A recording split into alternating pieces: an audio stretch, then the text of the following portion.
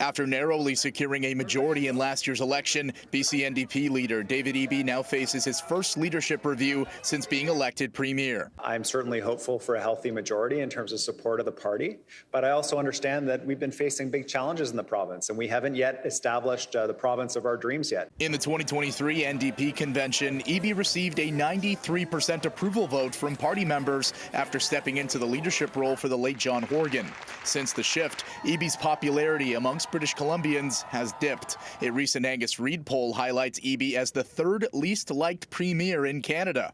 Inevitably, governments get less popular over time. That is something close to a truism in politics. It is remarkable when it doesn't happen, when we see governments get a new lease on life when they replace leadership. The leadership review comes days after the end of one of the longest public sector strikes in the province's history, with members from the BC GEU reaching an agreement with the province after 8 weeks on the picket lines. Press says the weakened relationship between the premier and organized labor is a factor in the decline in Eby's popularity. The province is not out of the woods, and so that labor unrest is going to be an ongoing concern for this government, again, as a result of previous choices, which were perhaps compelled by other circumstances, but lead to new conflict as a result. You know, you hear quite often that the NDP is a labor-friendly government.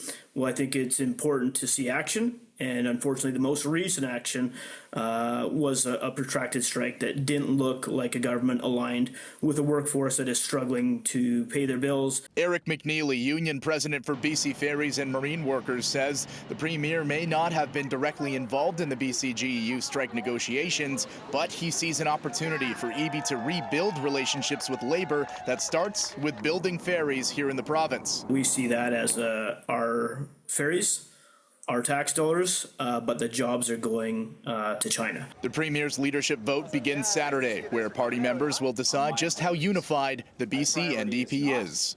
In Vancouver, Joe Sadowski, City News.